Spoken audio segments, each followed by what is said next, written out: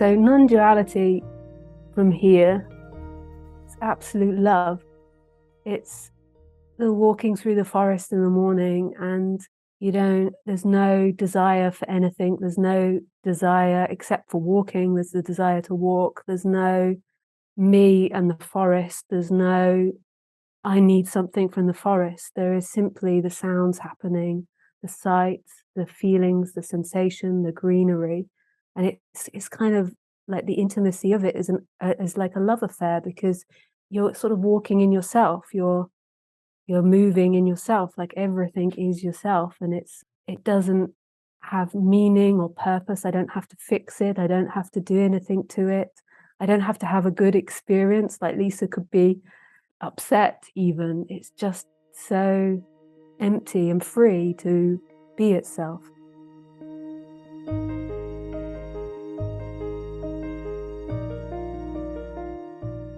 Welcome to Letting Go and the Greatest Secret, where we explore the end of your suffering and the beginning of lasting happiness. I'm Hale Dwoskin, and today I'll be joined by Lisa Cairns. In Bali in 2011, Lisa suddenly lost total control while eating banana fritters with ice cream, and there was a sudden and explosive energetic shift. At that moment, it was understood beyond the intellect. Non-dual philosophy. For the past 10 years, Lisa has traveled around the world teaching non-duality. She tries to communicate the limitless nature of life, which you could say is the root of every philosophy, religion, or story. She hopes to open doors for everyone who wants to listen, providing a broader perspective in the magical thing we call life.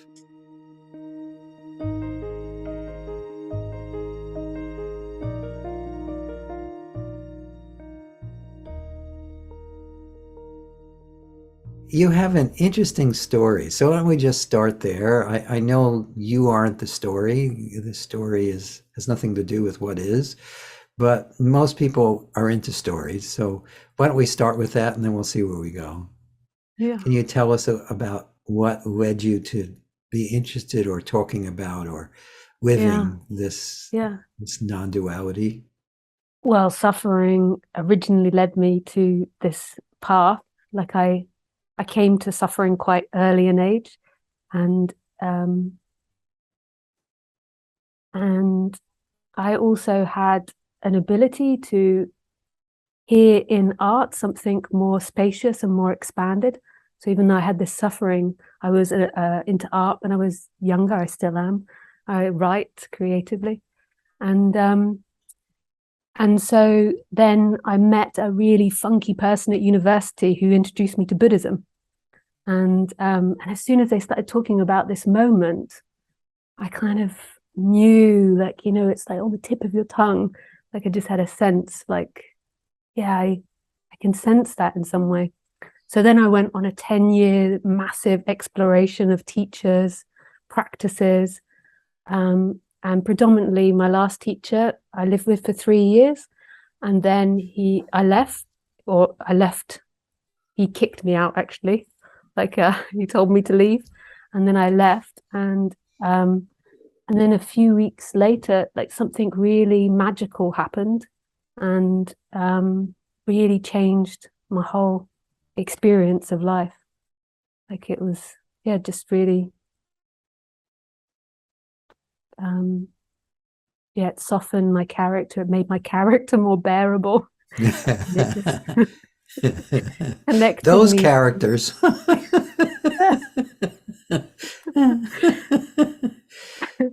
And just connected me, or like, I don't even know how you explain that, like just a knowing of like this stillness that is this which is.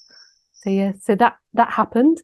So that went on my whole 20s, and my whole 20s were a massive spiritual search. I cut like latter teens and 20s, and then that happened when I was 30. And then I instantly, which maybe was like not wise, but started talking about it. I was put in this situation where my friend was dying of cancer, and I ended up being his driver because he had brain cancer, so he couldn't drive, and he was beginning to slowly lose his abilities. And so in our mad and wonderful road trips, where I kind of was tripping after this experience for a few years, I kind of was like really really in love with everything. And so through our mad trips, I started talking about non-duality, or this, or whatever we call it, nothing, with him. And then from that, it slowly progressed to more and more and more speaking about it. Yeah. Great. And so how would you summarize what it is that you teach? Yeah, that's such a good question. And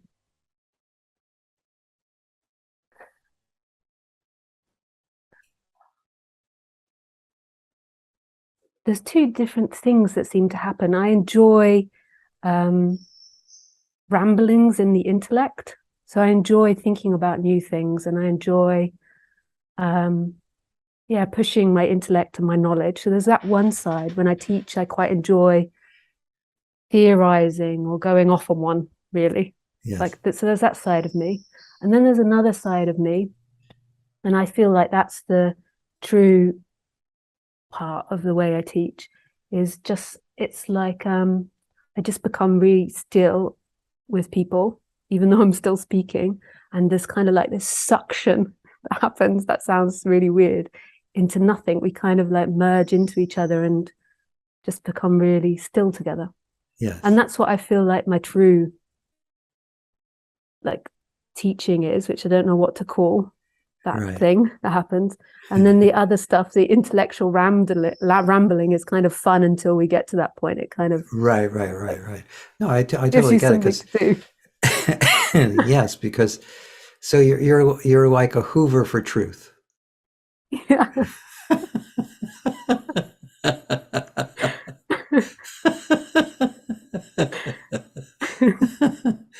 But there is something that happens energetically when two people are discussing this, especially if there's been some falling away of the separate individual. The more there's been a falling away, the more the invitation for that falling away seems to magnify. Yeah. Beautiful, yeah. So tell me a little bit about your ramblings, because we can't really do a Hoover for the interview, because we just sit here in silence, and this is a video and audio podcast. So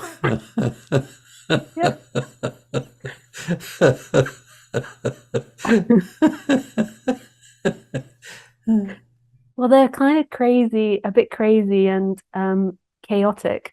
And I don't really have a specific thing that I like to talk about, except that I always start by talking about this moment. So I always kind of start talking about what we are, and really pointing to that we're not the thoughts, the mind, what we believe ourselves to be. And then that kind of catapults me into different subjects. How that is in life, or relationships, or psychology, or politics. Sure. So why don't I ask you questions? I think that'd be easier. Is it more questions and answers when you have a group, or is it? I normally do about 40 minutes of just me rambling, and then questions and answers. I really go for it.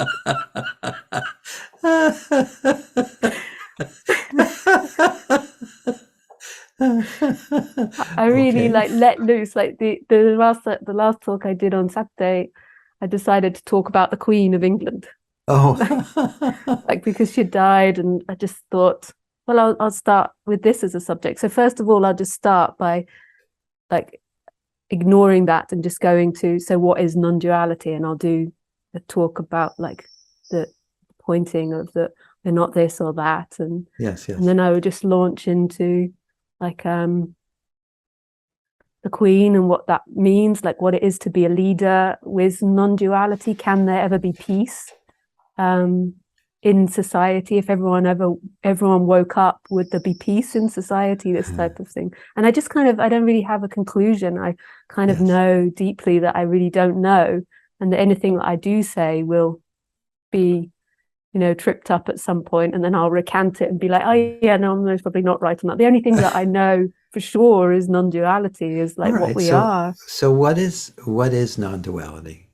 To me, which is abstract to me. So non-duality from here. So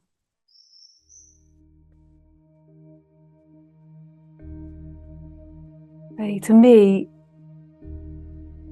it's absolute love. It's the walking through the forest in the morning, and there's no desire for anything. There's no desire except for walking. There's the desire to walk. There's no me and the forest. There's no I need something from the forest. There is simply the sounds happening, the sights, the feelings, the sensation, the greenery. And it's kind of like the intimacy of it is like a love affair, because you're not you're sort of walking in yourself, you're moving in yourself, like everything is yourself. And it doesn't have meaning or purpose. I don't have to fix it. I don't have to do anything to it. I don't have to have a good experience. Like Lisa could be upset even. It's just so empty and free to be itself. So that is what non-duality to me is like the end of division between the experiencer and the experience. It's like one and the same thing. It's not language, so it doesn't come with like, I know it, or it is a thing which I can claim. It just is it happening, like without language, and it doesn't belong to anyone. It can't be controlled. I can't own it. I can't find it. I can't like stick a flag in it and like start yelling about it. It is the experience. It's here in everything. It's in the daily life. It's in the mundanity of being the human. It's like Tony Parsons, who was like one of the first non-duality teachers I ever met, which was quite baffling. He would say it's like the constant lover. It's always here, no matter what. Yes. Tony is wonderful. Yeah.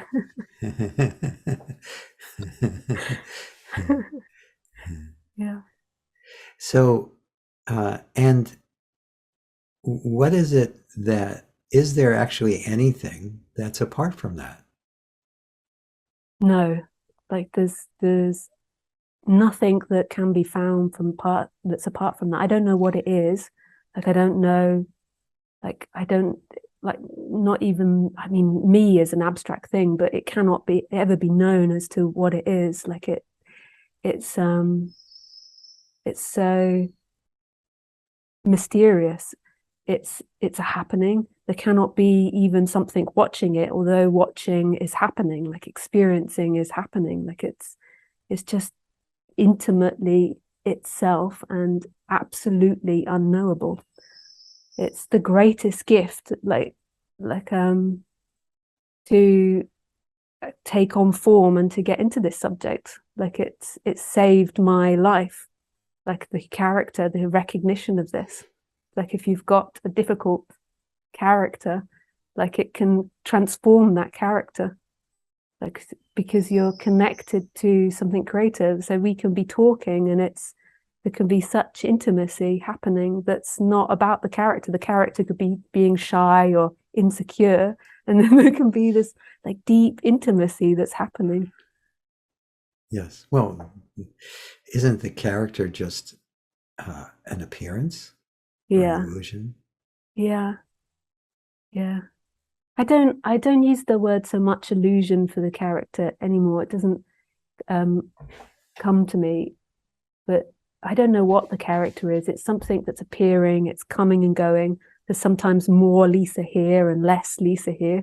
Like if I'm sitting quietly or walking in the forest, there's normally less Lisa here. And then like the tax person calls, and then there's like more Lisa comes in. Right. Like, I don't know what that is, but it's like yeah, some I don't know. It trips your mind out when you begin to really think about it. Like from the sense of what you are, it has no questions and it's not disturbed. It doesn't care about anything. It's just free as it is. But when you begin to think about it in the human world, it's like, this is really quite a bizarre experience that's happening. Right, right. Oh, it makes no sense Yeah.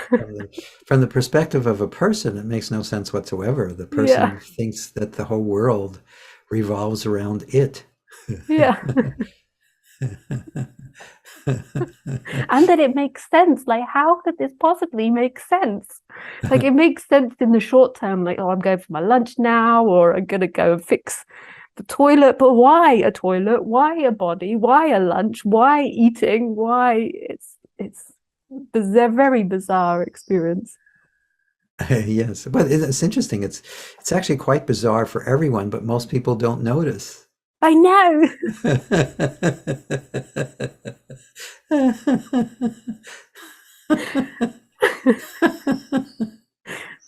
Like, well, this as a child was always very disturbing to me. Like we'd go to these family parties and everyone would do exactly the same thing and do exactly the same dances. Like in England when I was a kid, it was always the Macarena was very popular. Do you know the Macarena, the dance, the Yes, yes, Macarena? So absolutely. everyone would be doing like da, da, da, da, da, da, da, da. And I would be looking and I would just be like, this is so weird. Like, why always the same? And why doesn't anyone question something? Like, why we always do the same? Right, right, right.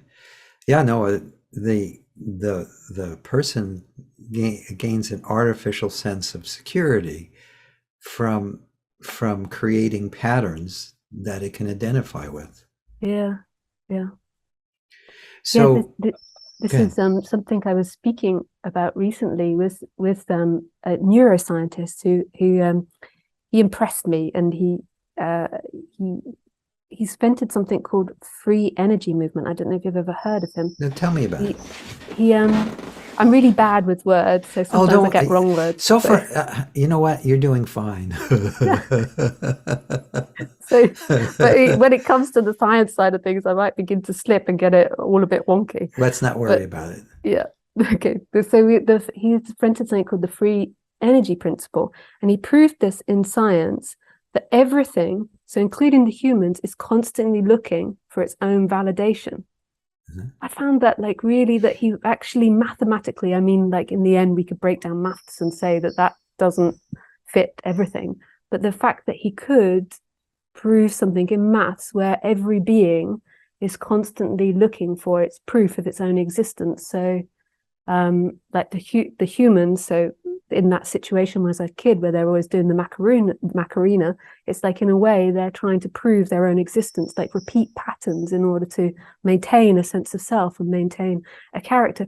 But what fascinated me about the thing is that he proved it in science that we're all geared towards that. And then that questions for everybody, if they can prove it in science, what free will is, like why we're like like like if we're programmed to do this and we're set up mathematically to do this, like how anyone has free will or how anyone is acting differently from what they are meant to and should be doing.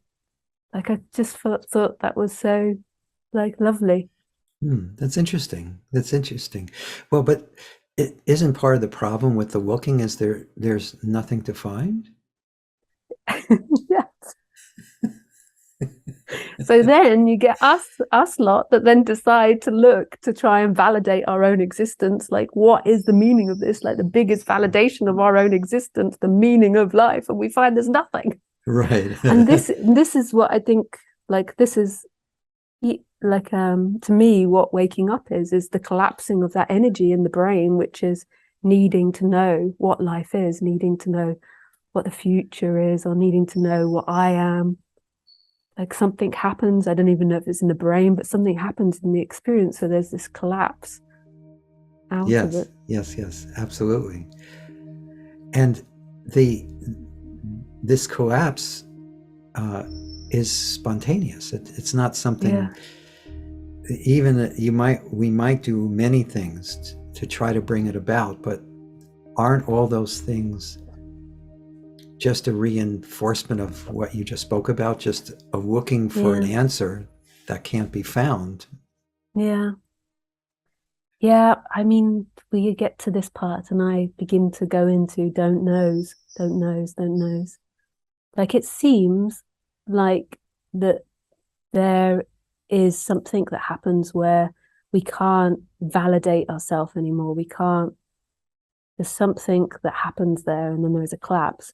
But even then, the story of it becomes irrelevant because like we just don't know. Like it pushes me over the edge this bit. I don't know. Right.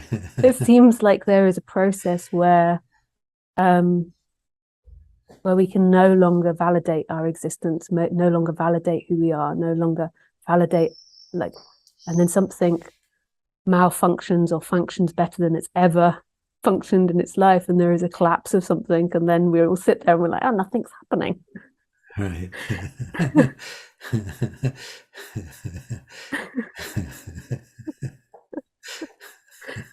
But isn't it true that nothing has ever happened?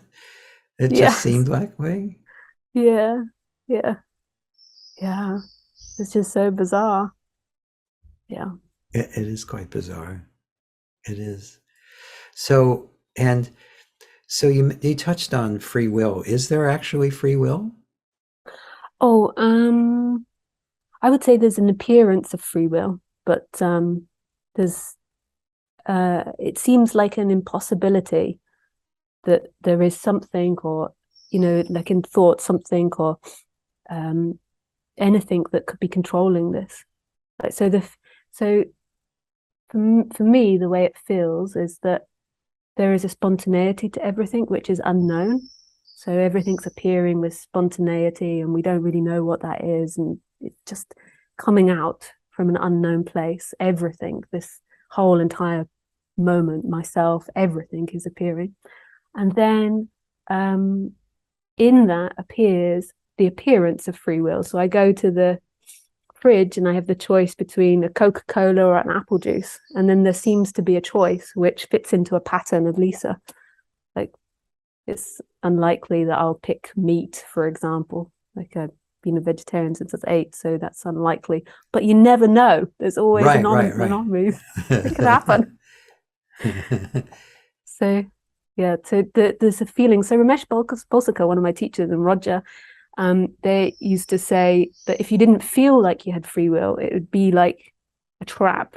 Like you'd feel, like the puppeteers like moving you in a really awkward way, so that you functions as if you appear to have free will. Yes. I mean, that's their way of describing it, and I like that way of describing it. Really, I don't really know. I just know that I am. Well, this is. Yeah. Yeah. Isn't there a big difference between I am and this is?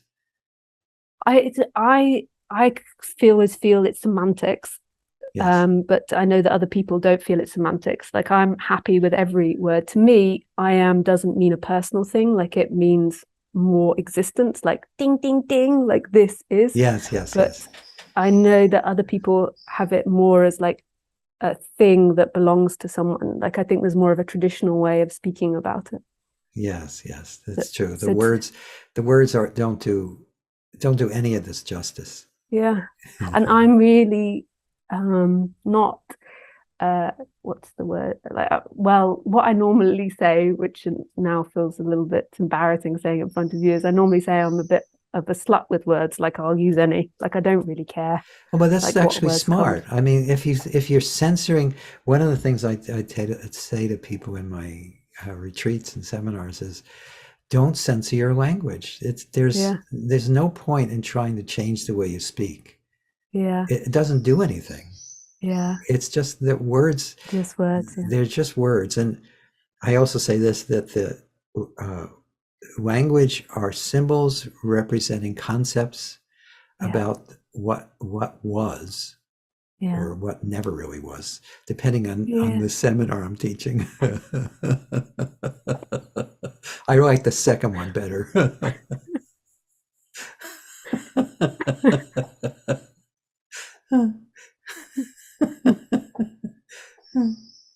Yeah.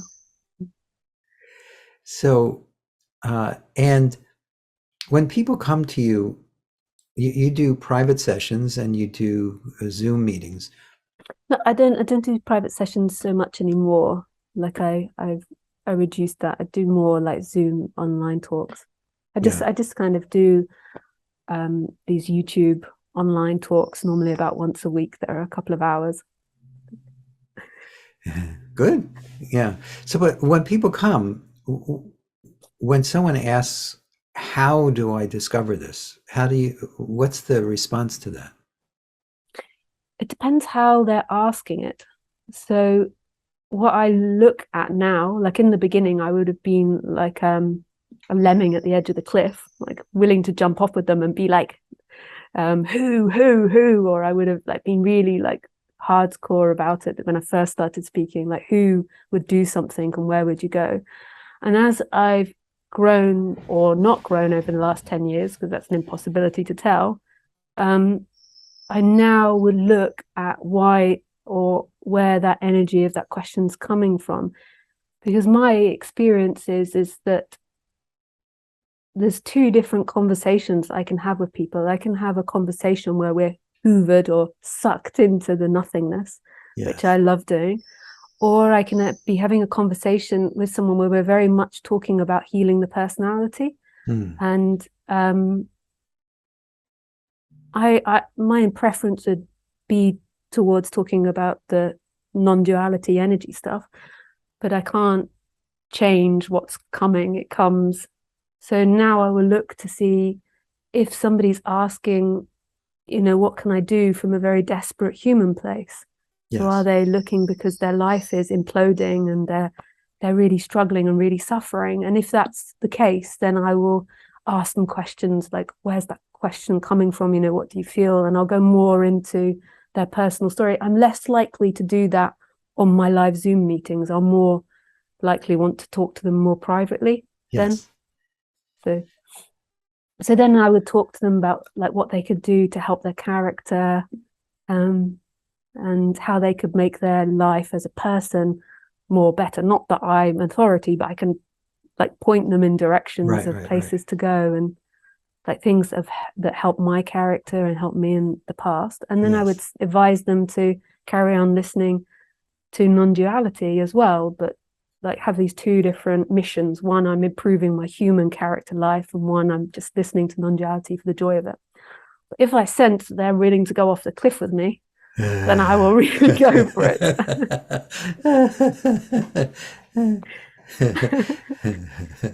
Yeah. Yeah, I totally resonate with what you're saying because the I don't know if you know much about what I do, but uh, I'm the person behind something called the Sedona method, and it's a method, Yeah. and it originally it had a lot to do with making the person's life better, and it's definitely a group of techniques that pointed that, but it's evolved over the decades into something that's less and less about making the person better and just waking up from the belief Yeah. in a person.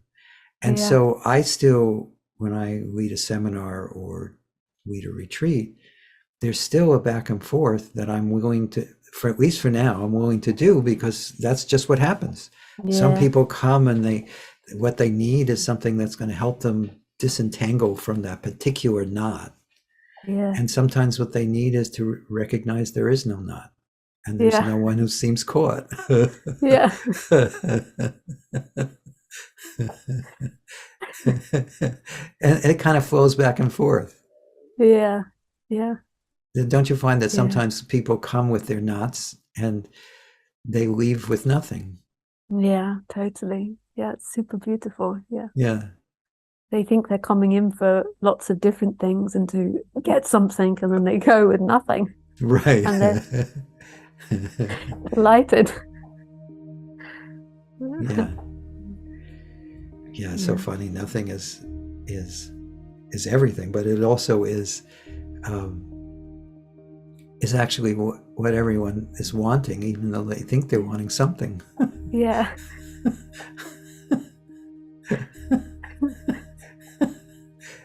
Which makes no sense at all.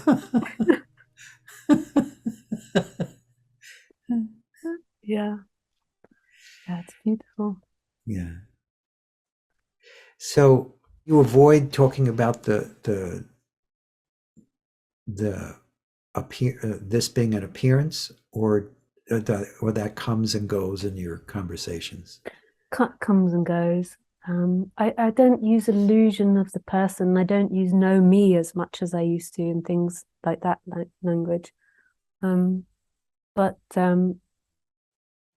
yeah, predominantly because I think there was a point in me, like just to bring it all back to me, in my experience where I didn't even know what that meant anymore.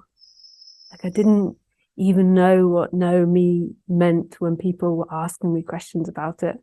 Like maybe it was like too much teaching or too much speaking to people, but it just felt like I'm not exactly sure if I know what you're talking about or if you know what I'm talking about. I'm not sure if we can connect there.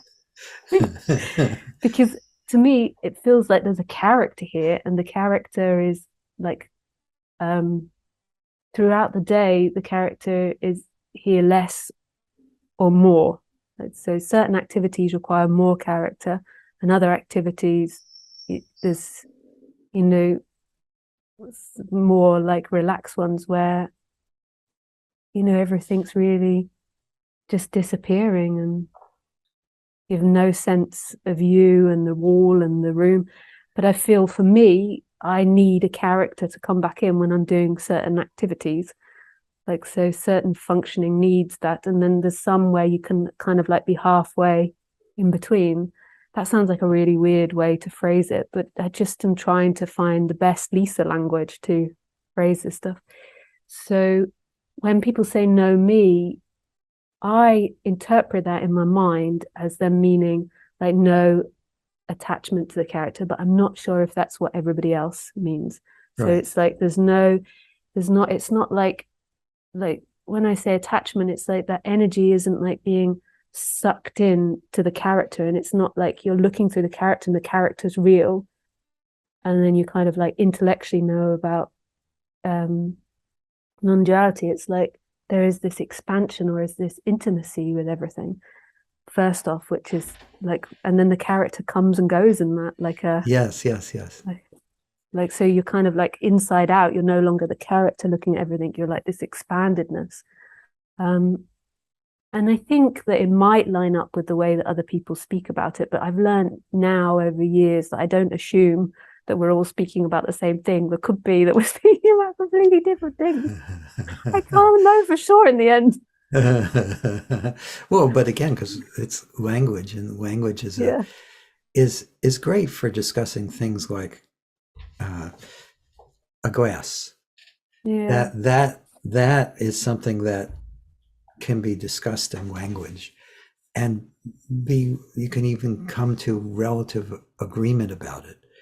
But as soon as you talk about what truly is, well, actually, it's not that the glass is, it is and isn't, but it language just breaks down because it's not designed yeah, for that. yeah, yeah.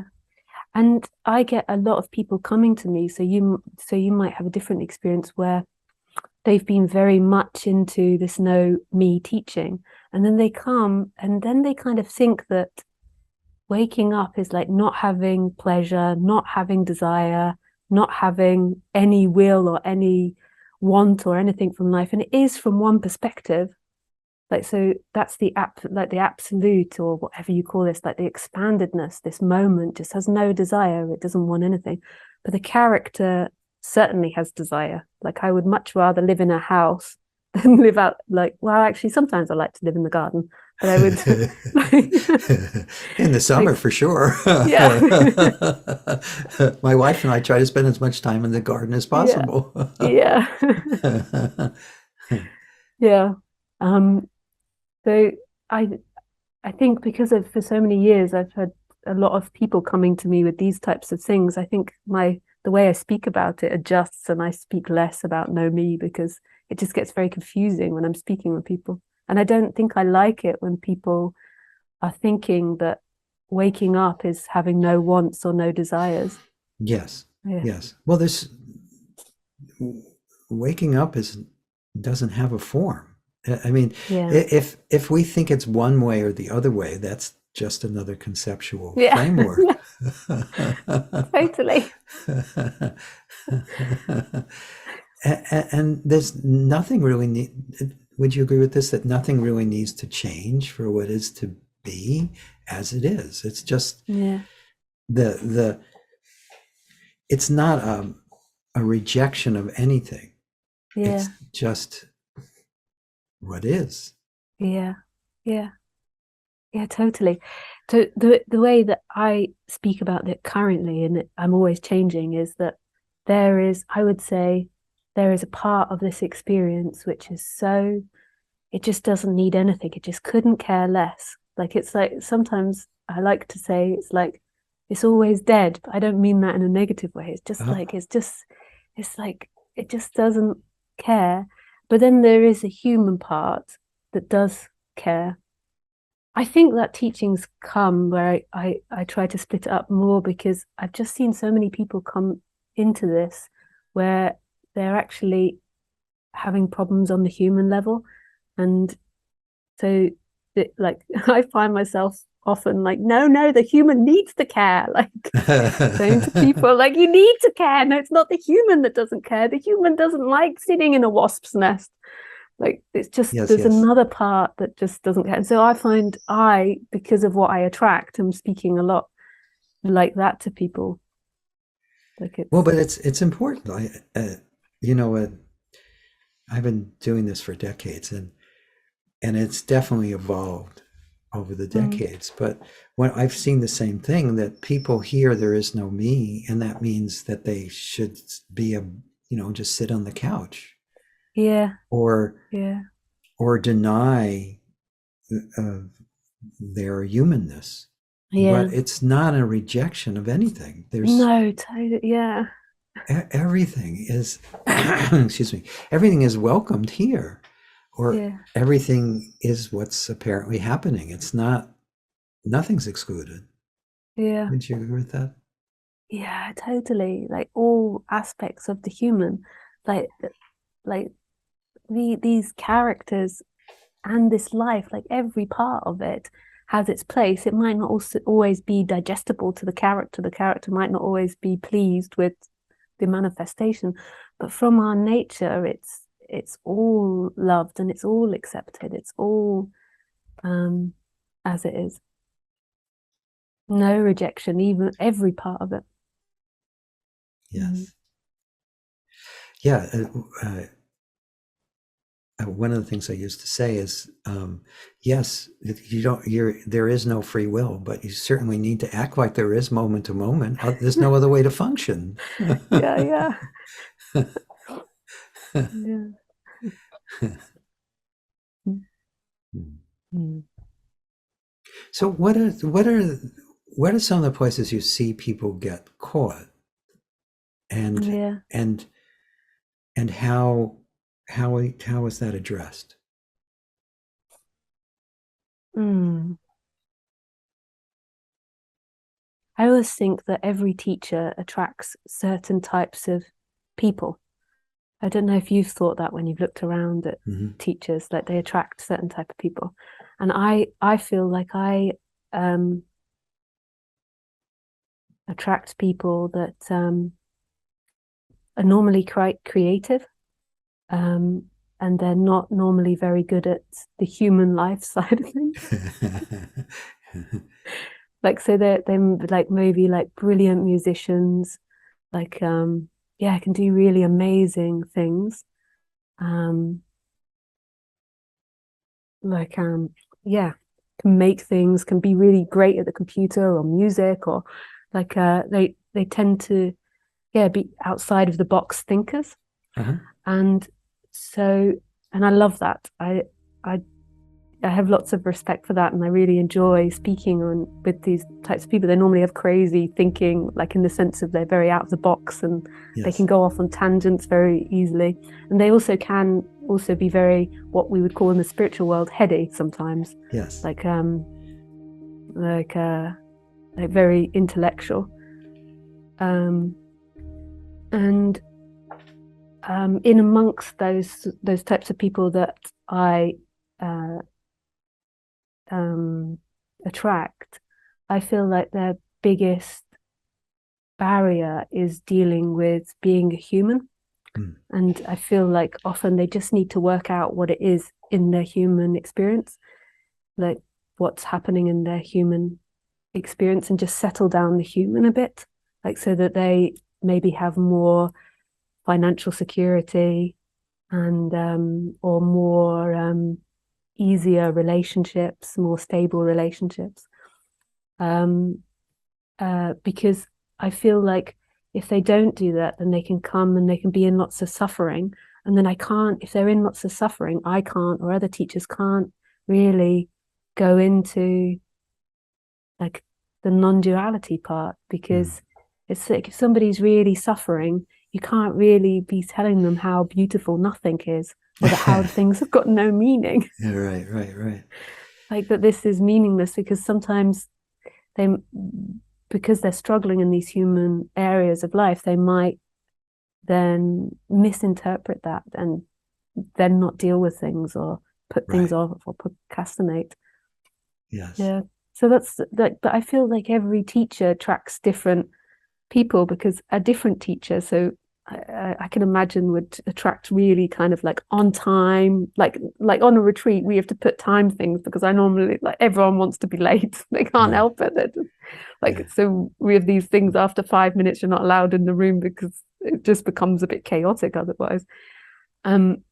But another teacher would, like they would be super early, and they would, be writing everything down, be really organized, like have read all the books, done all their homework. And for those people, maybe like going a bit crazy and wild, and like something else that, or really going into non-duality, like the extreme non-duality, would be really beautiful. Yes. So that's my experience, is that it's really different, and I just tend to attract more of these creative types that aren't so good with the human life part. They're more what they would say like in the upper chakras, like, floating off into the sky. You're like, hang on, really? I have to clean the house? Yes. Yeah.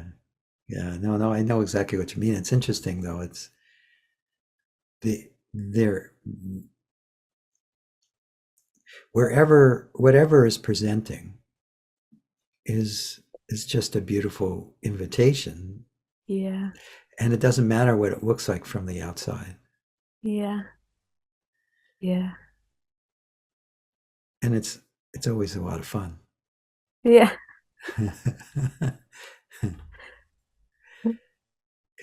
I find that you can, again, this is just the way we've done it for a while. Is you can lead people with questions that lead them to either discover their own practical solutions, or discover that which is beyond solution or problem.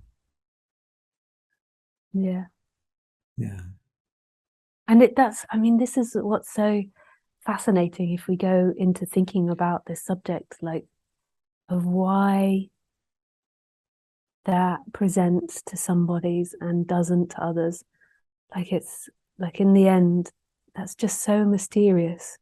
Like, why some people like I call it sometimes falling off the cliff into nothing, like like fall into that free fall, and others don't. Like, it's so mysterious, this, like, why.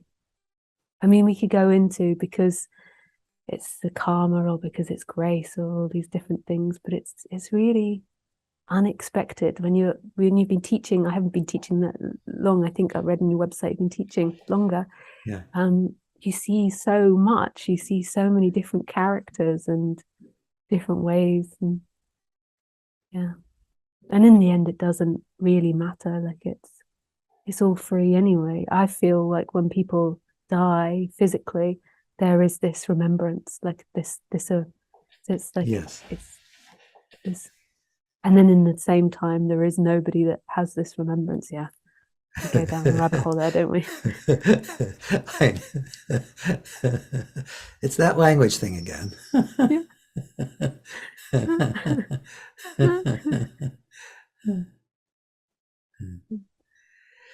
So, is there anything else that you think you'd like to share?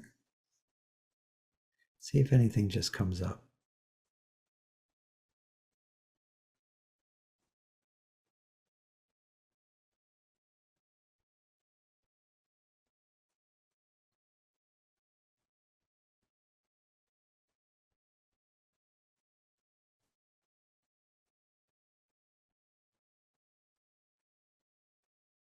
Yeah, I just feel like immense love, like for you or for this. I don't know what's being seen, so it feels like Yeah, that was when I asked you that question. It was dangerous. You fell off the cliff, and yeah. or there were, well, you didn't, but there was a falling off the cliff, so there was no longer any words. I realized as soon as I asked the question that we could have sat here for a while. Thankfully, the Lisa character came in and then had something to express of love. Right. Well, interesting thing about love is that really is all there is. Yeah, We think it's under just certain circumstances or in certain situations, but this is love. yeah, yeah. Yep. This, You make me want to do like my body gets very excited when I hear people speaking about that. yeah, Yeah, yeah. That's one of my favorite topics. I yeah, I try to get that into. Again, I still do courses where I'm trying to give some practical information, but I yeah, always bring in love and things like that because to me that's on some level it's completely impractical, but it couldn't be more practical because that's all there is. yeah.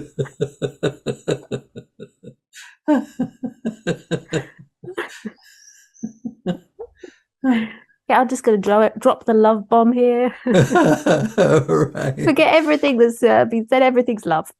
Right.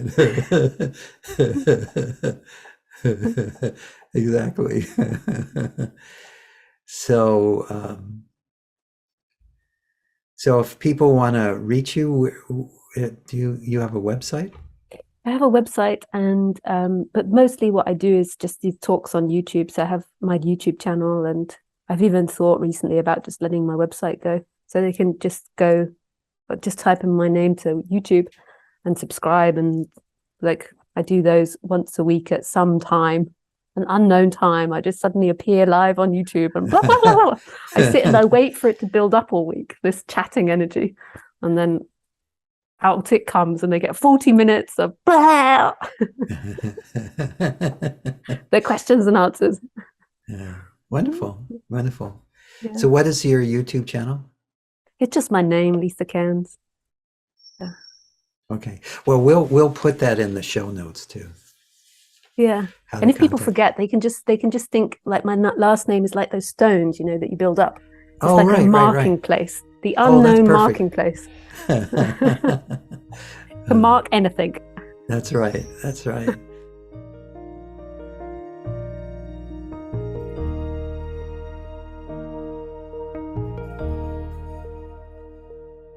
I hope you enjoyed our conversation with Lisa Cairns. You can learn more about Lisa at lisacairns.com. That's LISACAIRNS.com. If you've enjoyed this podcast, please subscribe so you have immediate access to future episodes. Please give us a 5-star rating and share it with the people you care about. If you'd like to learn more about my work, my mentor Lester Levinson's work, and the Sedona method, please visit www.sedona.com. As you explore our site, you'll learn the key to lasting happiness, success, peace, and emotional well-being. We have books, courses, events, and plenty of free material to explore. Again, go to sedona.com. That's sedona.com.